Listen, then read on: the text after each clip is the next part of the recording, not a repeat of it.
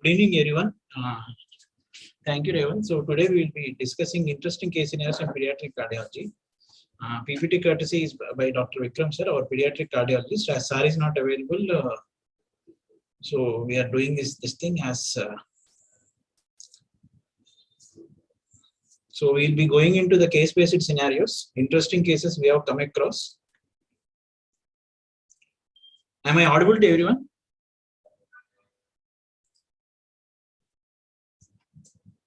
PowerPoint is visible.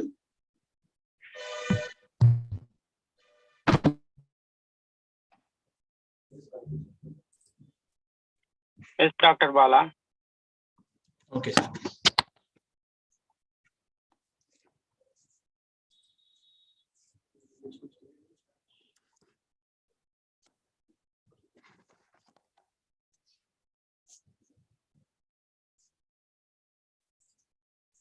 So this is a first child. Sorry, video is not playing. So I'll just tell the case scenario. It's a 3-month-old child who was presented to us in ER. So child was having history of cough and cold for 3 days. On clinical examination, child was having this noisy breathing, typical suprasternal and xiphisternal retractions were there, and workup breathing was there for 24 hours. And child is on examination, no fever, and saturation was 80% in room air. So what is your initial assessment or diagnosis when you see such a child in ER? So it's a 3-month-old child. As you can see, child is restless, cough and cold was there, and noisy breathing is there, and there is stridor, and there is no fever. Anyone, what is your initial diagnosis when you see such a child in ER as per the age group?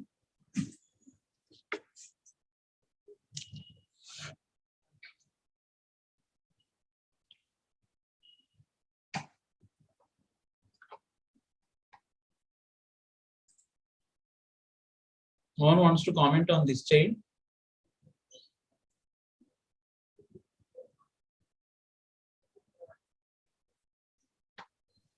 Three-month-old, it would be laryngomalacia, sir.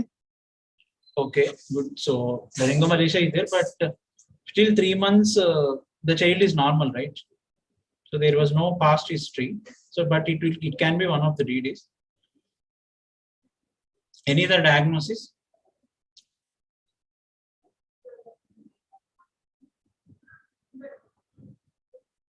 Can it be bronchiolitis?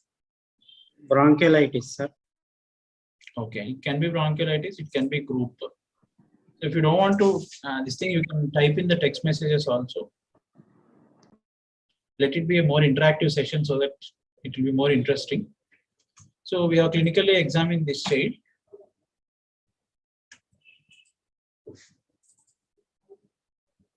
So this is the X-ray. So anyone wants to comment on the X-ray?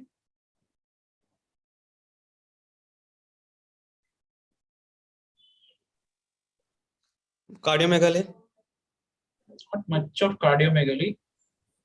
So any other changes in the lung? So basically it's a sorry?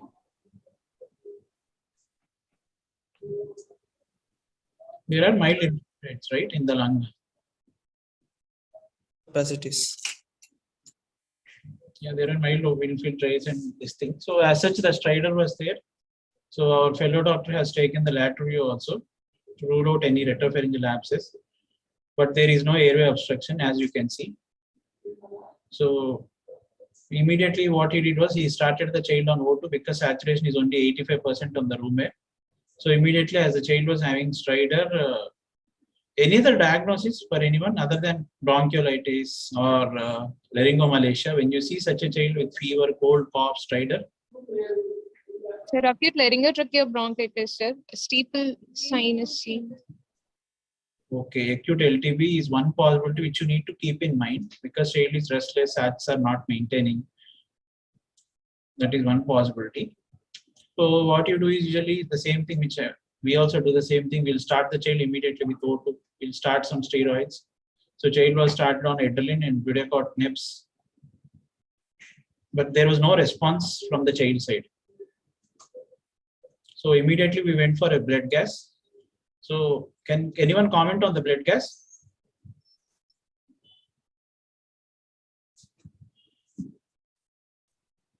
So how you comment on a blood gas? When you see a blood gas, usually you see. Metabolic acidosis. Okay.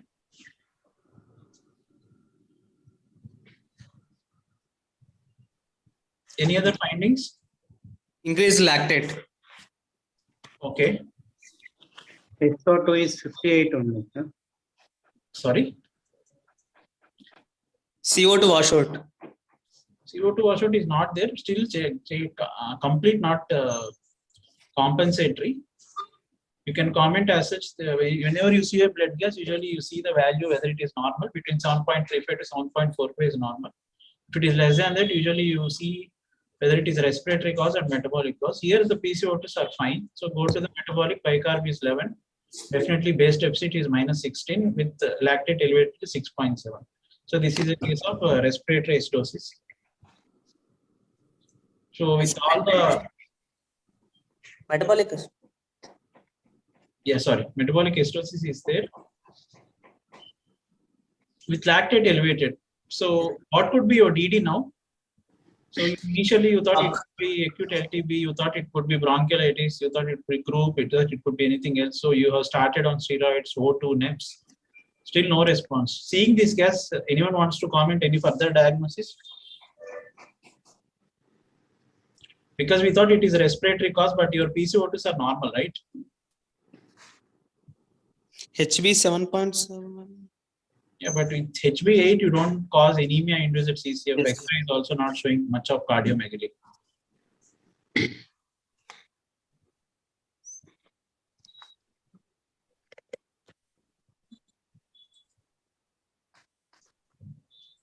So any other diagnosis? Okay, someone responded as DKA. So this child GRBS was done, which are not mentioned. So GRBS was normal. And neonatal age group around 3 months or infant age group 3 months, DKA is quite rare. So what do you think other common cause? Cardiac cause, sir. Cardiac can be one cause, but why you think of cardiac here? Lactate is SO2 elevated. is 58.2 and So I want to comment here, the saturation of SO2 is 58, sir. yeah, the saturation of 58.2%, you only comment it when you want to calculate for the oxygen extraction ratio. I don't want to go into the details of that, but usually that is a gas, that is oxygen percentage, oxygen consumption. That is a value which is given here actually. That is a number is determined to oxygen extraction ratio. Usually that value, usually we take it into consideration whenever you insert a center line.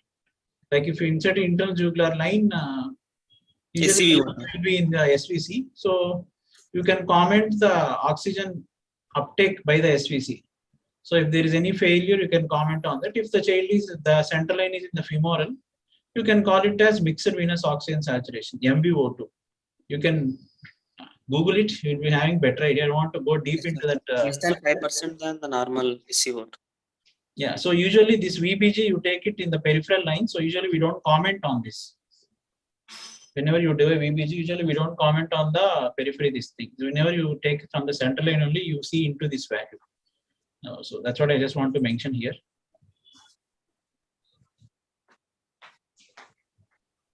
So it could be sepsis, it could be inborn error of metabolism also, because child 3 months age group and cough, cold, respiratory viral history is followed by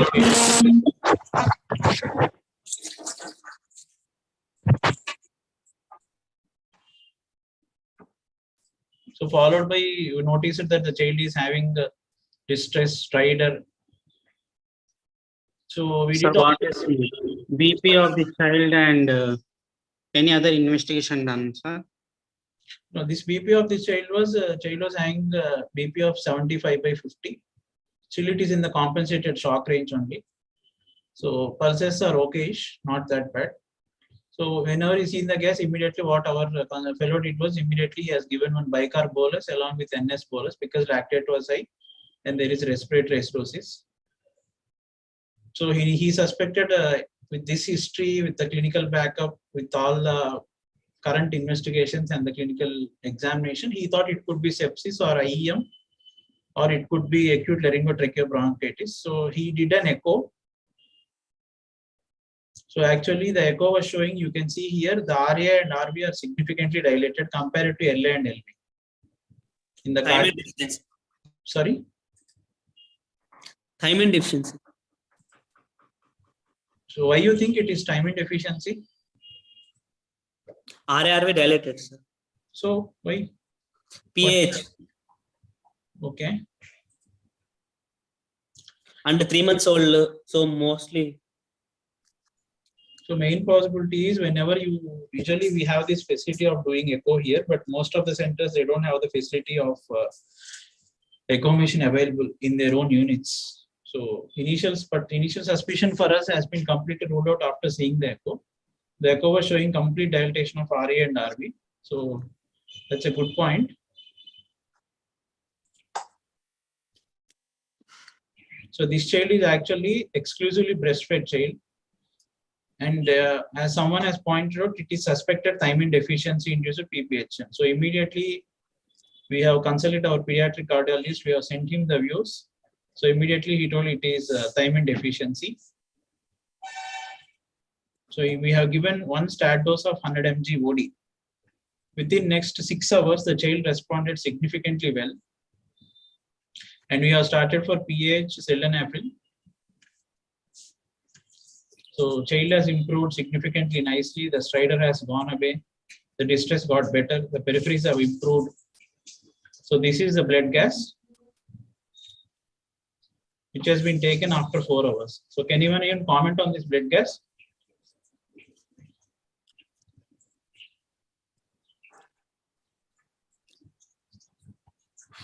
Normal. Hemoglobin. Yeah, HB is low. That can be because of sampling, because already HB was 7.7. You might be done blood gas and you are taking some samples.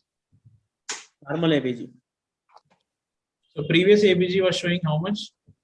Acidosis. It was metabolic acidosis with lactate of 6 and bicarb of 11 and base deficit of -15. So definitely here your gas has normalized, pH of 7.43, PCO2 of 39 and PO2 of 100, and bicarb has become normalized.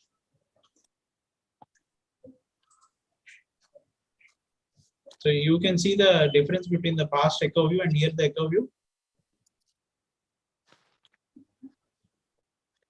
Can you even appreciate this thing?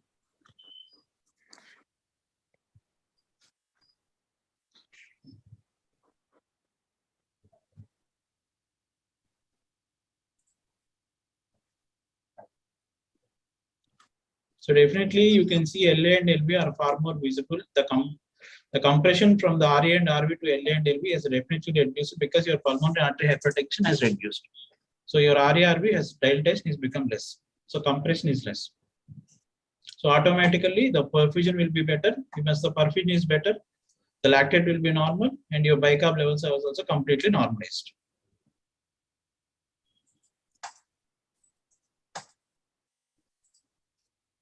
So usually our experience is we have managed more than like 100 cases.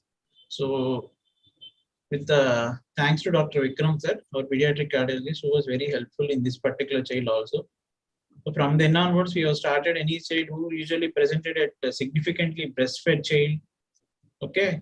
So usually in our state, especially in this West Godavari and East Godavari region, the mothers will be strictly on diet regimens. So I have seen no many mothers which we ask once we diagnose this case. So usually what they tell is they will eat like only rice, dal, and morning idli. That's it. Usually they don't take anything else. So that can cause history of maternal malnutrition to be there and high lactated presentation, and there will be dramatic response to timely treatment. We have seen like at least minimum, with my experience, I have seen at least 10 cases. So I have seen like dramatic response. Usually we see it could be sepsis, IEM. So we start giving boluses, we start O2, we start NIV and all that. So by the time we do the echo and give one thiamine dose, the child response will be significant.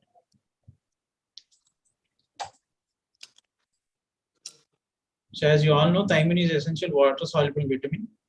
It is no endogenous source. It needs to be continuously supplied in the diet, and half-life is less than 10 days. So what will happen if there is any thiamine deficiency? There will be lack of energy, and it will cause severe pulmonary hypertension and heart failure, and there will be muscle weakness, and paralysis of GIT also will be there. So what will happen is when there is a progressive energy failure, that will cause the damage to the myocardium, and it will lead to what I said was circulatory failure. So if there is circulatory failure, definitely there will be lactic acidosis. And I was pointing out RARV and compressing the LV, which leads to LV dysfunction. And other mechanism is reactive oxygen species, which actually vasodilate. So what are the dietary practices which you see in postpartum mothers? As I was commonly pointing out, in Telugu, usually you call it as patyam. So if you ask any parents, whoever you see such babies, so most of the time they will tell, as I was pointing out, it is only common breakfast. Pulses and cereals were not permitted.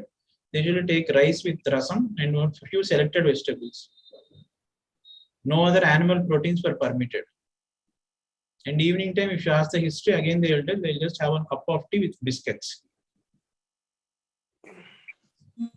So usually the food restriction usually lasts for 3 months for male babies and 1 month for female babies. That is when usually you see most thiamine deficiency in the male babies.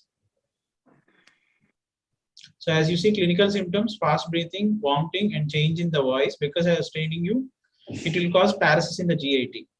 So that will lead to vomiting. And along with the change in the voice, fast breathing, and hoarseness of voice is because of the recurrent laryngeal nerve palsy caused by the compression from the dilated PA or by dilated involvement because of cardiomegaly. So signs will be tachycardia, tachypnea, and investigations wise, you don't see much. If you signs of pulmonary hypertension, usually the lung will not be plethoric; it will be algemic. So echo, if you see the RAR will be dilated. The other point is lactic acidosis. So treatment, oxygen therapy, IV thiamine 100 mg dilute in 10 ml of normal saline, usually given as infusion over 1 hour. Usually give it once a day for 3 days for all babies. And oral thiamine was prescribed at 25 mg for infants. And most important thing is you need to prescribe for mothers also. Usually we have this habit of treating only for the babies. So you have to prescribe for the mother also. You need to give 100 mg for mothers once a day for 3 months. And other pulmonary vasodilators depending upon the severity. So long-term side effects will be very bad. There will be marked intellectual and motor disabilities, microcephalic convulsions, and various degrees of heart block. And chronic subclinical thiamine deficiency will be subtle neurological impairments like abnormalities in cognitive and psychomotor development, and in language acquirement, and also convulsions. So be very careful. So it's a very common problem, but it is underdiagnosed, fatal if not treated early. It is very, very easily treatable, and it needs awareness in the medical community. After that, usually we started asking, and we found so many mothers have been telling that the mother is on patyam.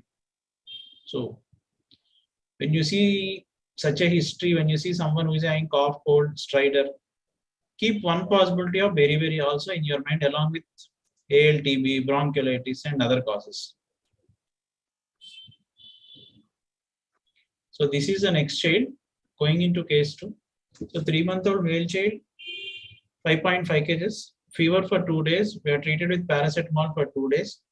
So fever, cough, cold, diagnosed as URTA. The child was started obviously on augmentin, and on examination macular rash, otherwise clinically stable. So fever was continued. Antibiotics has been changed to azithromycin for 3 days. Because still fever was there, cough and cold is usually the pediatrician suspected it could be any viral fever. So macular rash has been disappeared. Then child has developed dry and red lips and red eyes for 2 days. And child was actually completely afebrile once the child has been started to azithromycin. So what do you think here your possibilities are? When you see someone across?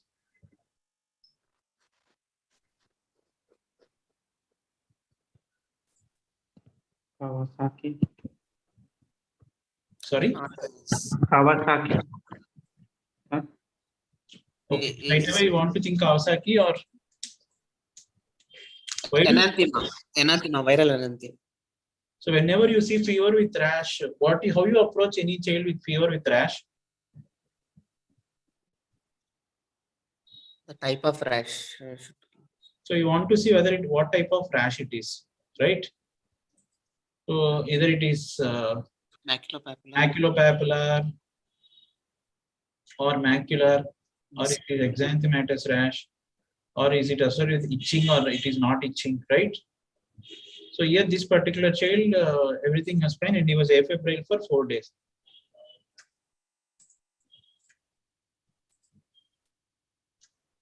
So again, after 4 days, the child had fever restarted. So usually what is our suspicion? The child is in hospital. So we sent urine routine. So urine routine was showing high white cell count and protein. So you're suspecting UTI. The child was started on IV peptides and amikacin. Child got slightly better, but still the fever was continued. And loose stools were there for 6 to 7 days. So our diagnosis has been changed there. We thought it could be enteric fever, the peripheral pediatrician. So here, what could be your diagnosis? Because here initially we thought it could be any URTI, then we changed it to added azithromycin, but there was rash which came and it disappeared later. But again, sorry? Fever of unknown origin. Hello, sorry? PUO, sir. Okay, PUO can be one possibility. But here afebrile was there, right? The child was in between afebrile. Here the child having fever continued and he was afebrile for 5 days, again the fever restarted. So this is a new onset fever. Missy. So Missy could be one possibility. PUO also can be one possibility. Any other? Hospital acquired. Okay.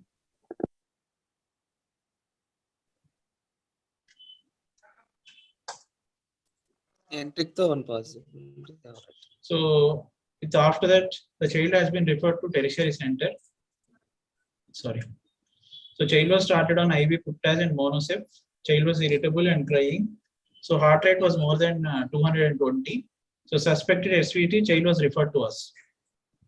So course in our hospital on examination, child was febrile, no rash, no lymphadenopathy, no pallor, no edema, normal conjunctiva, respiratory size, it was clear, no respiratory distress, BP was normal, normal heart sounds. There's mild hepatomegaly, no splenomegaly, soft abdomen. Child was alert but irritable and but consolable. And regarding the heart rate of 220, so child was febrile, so we have given an IV paracetamol dose. So the heart rate decreased to 180. So 12 DCG has been done. As you see, all the waves containing P waves are there. So definitely it is not a SVT, right? Sinus type. Viral myocarditis. Okay, viral myocarditis can be one possibility, but child was not having any signs of failure. So child is having normal breath sounds. BP is normal. Sorry? BP is normal for the days. Yeah. BP is also normal. There is no shock, normal heart sounds. So what do you want to think now at this stage? So fever initially treated as UTI, then URTA, then added along UTI, then still fevers are persistent. So child was referred to here in SVT. But on clinical examination, everything was normal. Like to get 2D echo and ultrasound done, sir. Look for any serious collections. Sorry, any? You're correct, sir. But why you want to do 2D echo and ultrasound for this particular child?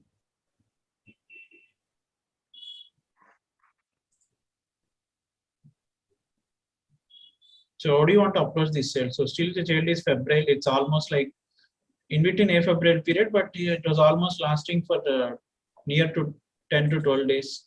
Atypical Kawasaki. Okay, atypical Kawasaki can be one possibility. So somebody asked about the platelet count. Platelet counts are normal, sir. ESR CRP. Okay, so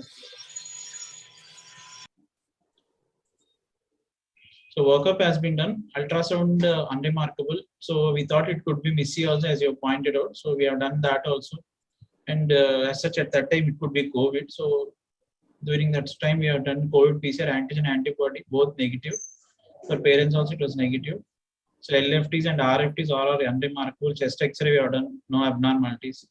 As such, urine was showing leukocytes, and we thought it could be UTI. Urine culture has been sent.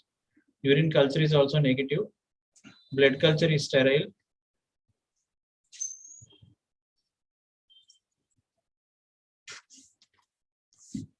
Blood culture is sterile. We have done all the fever workup. Usually we send when the history of fever is there. So if you're suspecting PUO, usually it can be scrub typhus. So we send site typhus, Vidal, everything is negative.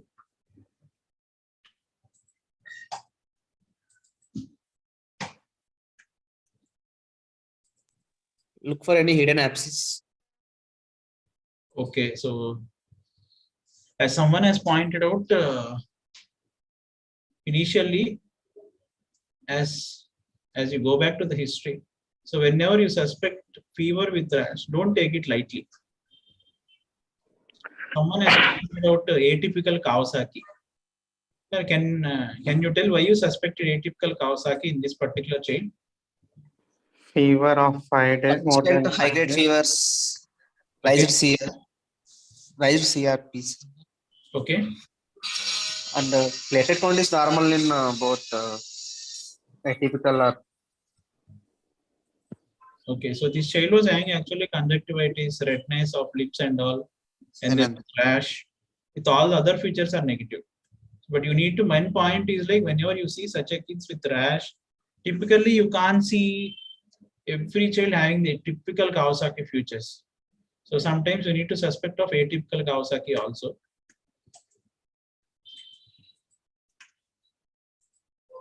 So we got a echocardiography. We did the echo. So our pediatric cardiologist Vikram sir has done this, and he has you can see the brightness around the left anterior descending artery and around the circumflex artery. Dilated. And your coronary arteries is dilated, your right coronary artery.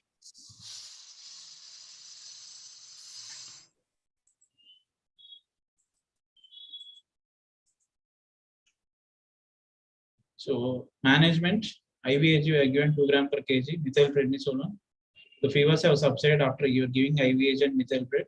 So child was started on oral warfarin. Obviously, you stopped IV antibiotics after negative cultures, and child was discharged after optimizing your anticoagulant doses. So lab data. So initial CRP was 4.8. As you can see here, with all the markers, initial ESR was 60. As you can see, NT-proBNP was highly elevated around 8, and the other markers are fine. Initial markers were high, but later, once we started giving the IVAG, definite improvement was there in the marker level. So D-dimer has started decreasing from 2700 to 547. The ferritin started decreasing. LDH is also decreasing. The differentiating feature between this thing is like if you're suspecting MISC, your CRP will be quite high. And you can see here there is thrombocytosis. Initial platelets are all normal. The next day the platelets were 11 lakh 2000. So main thing, what went wrong here? There was delay in the diagnosis because the skin rash was actually attributed to the adverse drug reaction.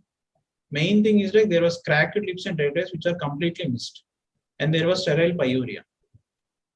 Normal. Now what will happen if you don't do the diagnosis? The 3 months old with extensive coronary aneurysm, there is lifelong risk of MI, cardiac failure, and there is lifelong anticoagulation. So could it have been prevented? Definitely yes, because I have seen 3 to 4 people commenting it as atypical Kawasaki. Yes. So you need to have with high index of suspicion. Sir, one doubt. Yeah, please. Sir, is it mandatory to give both methylpred and IVAG compulsory, sir? Yeah, Both. because the child was having coronary artery aneurysm. There was Okay. cardiac involvement. That is the reason we are given here. Otherwise, IVAG would be sufficient. So what is the cutoff, sir? More than 3 standard deviation or to give both? Is there any more than 10 like this? Any values? Usually, you see the coronary Z score. After that, only usually we comment on this. So coronary Z score, usually our pediatric cardiologist will calculate and tell us the score. Accordingly, we will give that. Yes, sir. More than how much you have to give both, sir? If it is a bit more than 10, you have to give both, or between how much like this? Is there any arbitrary value like this? Sir? I'll just find out and tell you. Okay. Okay, sir. Thank you, sir. Thank you. So this is another child. It's a 2-month-old child with This is actually case courtesy actually from Deepthi ma'am from Bhimavaram. So it's a 2 months old child with history of fever for 4 days, and child throat seizure on 3rd day. So they have done the CSF analysis, definitely suspect it could be meningitis. So child was picture was showing like high lymphocytes and protein and low glucose, typical meningoencephalitis kind of picture. So, but even though treating of antibiotics also, child was having still high grade fever spikes. So what is this sign here? Can anybody make out? Reactivation of BCG. Yeah, reactivation of BCG scar. Kawasaki. So main thing is like this particular child is actually diagnosed as Kawasaki. Why? Because we have seen like 3 to 4 cases where definitely there will be reactivation of BCG scar. And you can see the typical perianal excoriation. So child has been started on immunoglobulins, IVIG, the coronaries are normal. So Kawasaki disease is a common medium vessel systemic vasculitis in small children. Etiology is not known. Usually it poses several challenges. Even for us also, sometimes we take so much thinking whether it is incomplete or it is atypical Kawasaki. As such, we have seen last 3 cases, there is no specific lab test. It is entirely based on clinical features. One child was having sterile pyuria, fever was there, rash was there. After that, rash was completely subsided. This particular child, we thought it could be meningoencephalitis. We did everything. The antibiotics have started, but still the fevers were not subsided. So one catchy point was the perianal excoriation and reactivation of BCG scar. So the features are very, very non-specific and they overlap with other infectious disease. So as per the guidelines, fever persisting for at least 5 days without any other explanation, plus 4 out of the following 5 criteria. So one is bilateral non-suppurative conjunctivitis, cervical lymphadenopathy after more than 1.5 centimeter, polymorphous rash, non-specific maculopapular eruption, and change in lips or oral mucosa, any red cracked lips or strawberry tongue or diffuse erythema of oral mucosa. And usually you see in these extremities, but I have seen very less cases where you see this peeling of skin and all. Why? Because usually it is seen in week 2 or 3. So usually most commonly you will see this redness of lips and it will be non-suppurative conjunctivitis. These 2 are the most common features which you actually see along with rash. So you need to have high index of suspicion. That is the main point here. So you can see here, red cracked lips, diffuse erythema of oral mucosa, strawberry tongue, polymorphous rash. So initial stage, there will be erythema and edema of palms and soles. There will be no diffuse feeling. So peeling will be seen in week 2 and 3. So initial stage, it will be only erythema and edema.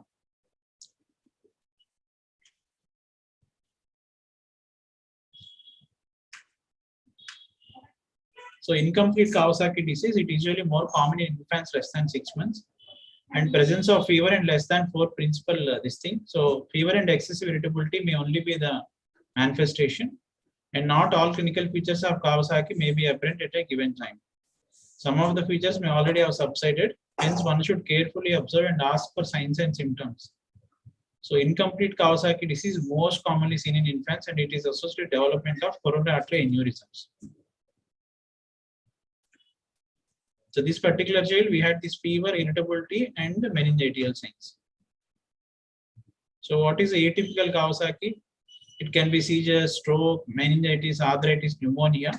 So usually infants may present more common with atypical features and they have increased predilection for coronary artery aneurysm. So main point of discussion here is have a high index of suspicion when you have a fever for 5 days, along with any redness or along with if you see any rash, or erythema or redness of palms and soles along with cervical lymphadenopathy. So have a high index of suspicion. And one more thing is the main point is perianal peeling with erythema. Usually it will occur few days before the appearance of periingual desquamation. So the last sign will be your periingual desquamation. So this case actually you're able to diagnose that particular child with meningitis because only with the reappearance of BCG scar along with your perianal excoriation.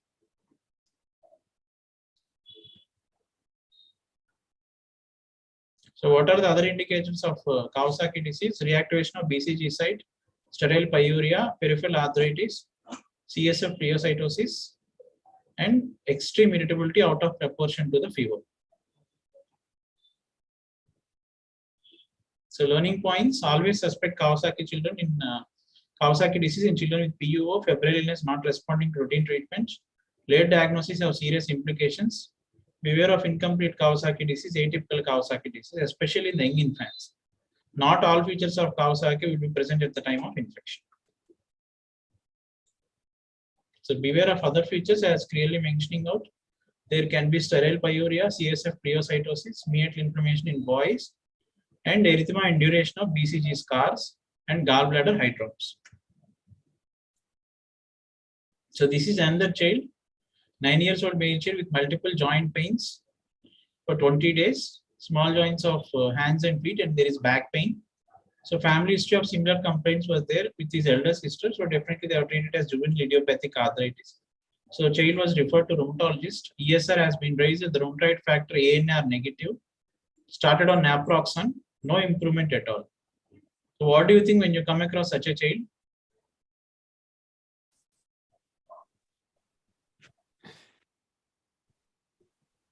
Anyone wants to comment? Rheumatic arthritis. Just right away you want to point it as rheumatic arthritis. Rheumatoid factor is negative, right? They have done because it was shown to the rheumatologist, rheumatoid factor and ANA both are negative.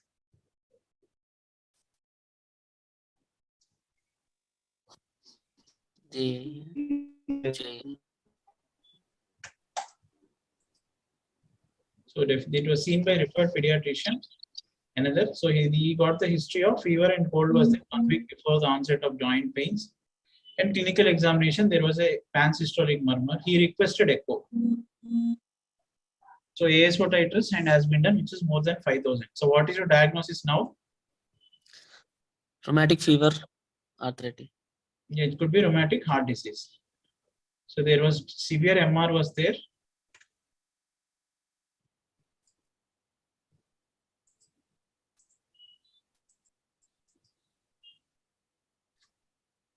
So child was started on steroids, high dose aspirin. There was a good response. The repeat echo which was done, the MR has been definitely reduced and there is good improvement. So acute rheumatic fever. So what are the typical features of arthritis? There will be migratory polyarthritis involving the large joints of limbs. Onset is there 2 to 3 weeks after streptococcal infection. Usually they respond well to the use of salicylates such as aspirin. So without treatment, usually arthritis will last from 2 to 5 days in each joint. So what are the atypical features? Joint involvement may be mono rather than polyarticular. It is additive rather than migratory, involving small joints of hands and feet. And Jones criteria didn't mention these typical features. So going into the next case, this is the last case. So it's a term child, no antenatal concerns. So obviously the child was discharged after 48 hours. So on day 7, child was having 1 day of history of feeding difficulties. So sudden deterioration, the child collapsed. So what do you see usually when you come across such a child? So child was well-being, normal child, which was discharged at home, 1 day of feeding difficulties, and there was sudden deterioration. So what will be your initial DD when you see such a child in ER? Cardiac TAP. duct dependent circulations was lost. Why you think duct dependent circulation? On day 3 PTA closed. TAP. Okay, TAPD can be one possibility. Duct dependent cyanotic heart disease can be one possibility. Okay, any other? Inborn error of metabolism. I am too early to comment because it's just 1 week. More common. Aspiration. Sorry. Aspiration. Aspiration only can be one possibility because there was feeding difficulties. Child might have aspirated, suddenly lead to deterioration and shock. Okay, any other?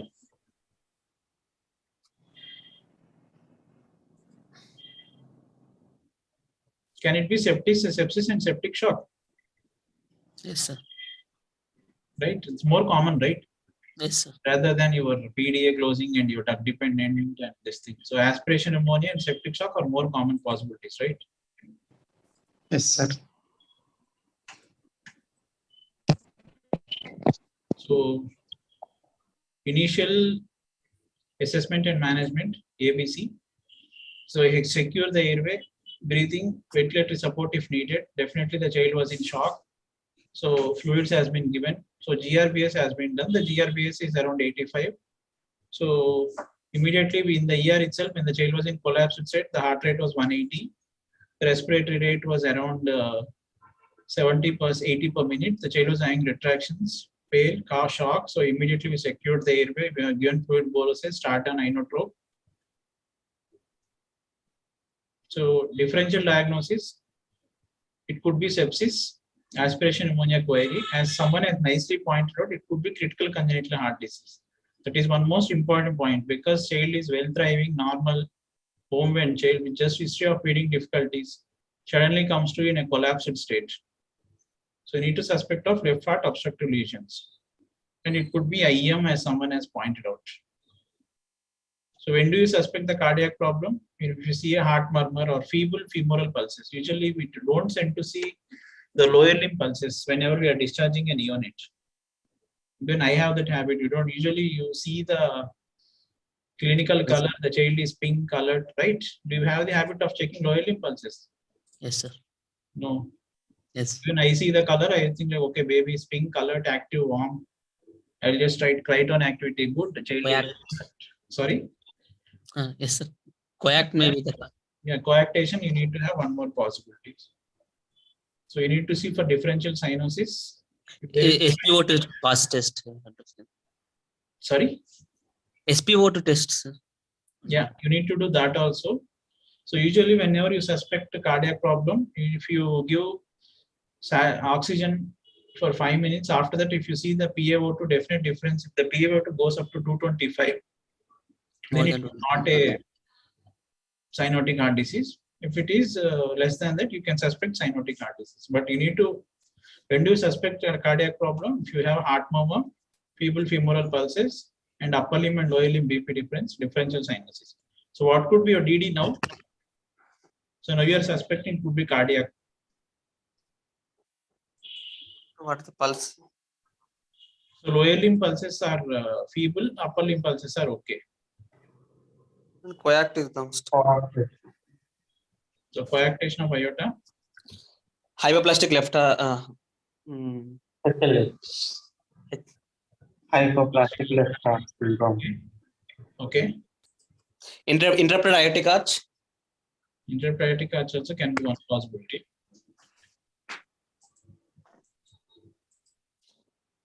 So critical aortic stenosis, coactation of aorta, interrupted aortic arch, hypoplastic left heart syndrome. So usually what you stabilize the child is whenever you suspect a cardiac problem, usually start prostin because that is the only life-saving drug which keeps your PDA open. So dose is 5 to 100 nanogram per kg per minute. The half-life is only 1 minute. So clinical response usually can be seen within 15 minutes actually. So usually use it for stabilization and bridge to corrective surgery. So common side effects are usually apnea. We have seen very less cases. Usually we went until maximum of 20-25 nanograms. Usually in such cases also I have not seen any apnea. Usually we see flushing. There will be hypotension. If you go until more than 25 nanograms, usually we have seen features of shock, irritability and jerky movements. So early diagnosis, don't completely rely on your TIFA scans. Comprehensive neonatal cardiac screening. This is the most important point. So usually when you see a neonate, you tend to make, okay, color, everything is good, discharge. So usually don't put a steth and listen to the murmur. You don't tend to see the upper limb and lower limb saturation, pulses, BP difference. That is, even I have the habit still now, even if I'm telling you this. So usually the neonate, we don't tend to do all this. So usually we see everything is fine, discharge. So this is the most important point. So check for the lower limb pulses, look for differential cyanosis and pre and post ductal saturation and look for murmur.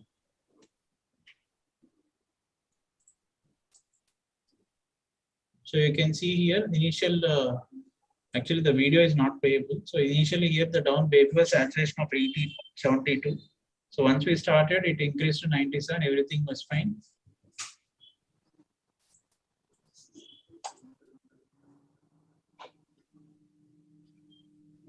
Thank you, everyone. Good case discussion, Dr. Bala. Sorry.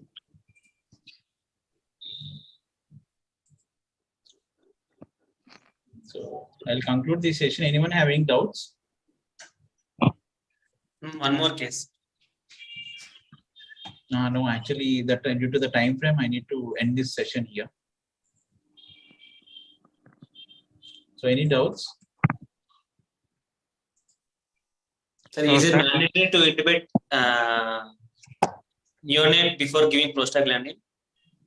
Not necessary. If the child is in like bad shock, in this particular case, the child was in shock. But usually, if you suspect a cardiac problem in the initial stages only, if you start prostaglandin, we have seen response. Not all cases we have intubated.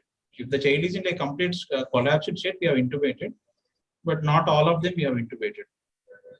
I have seen dramatic response in 3 to 4 kids, I mean neonates, after starting prostaglandin. I just waited for 10 minutes. Usually we will be like 10, but as such, we have the option of pediatric cardiologist available with us, Vikram. So when we started, we have seen the dramatic response.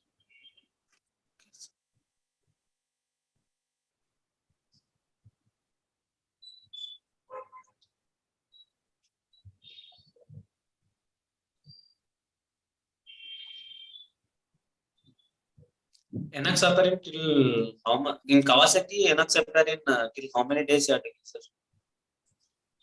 Is it any protocol guidelines are there, sir? Yeah, guidelines are there. I'll share it in the group. Yes, sir. Thank you. Thank you.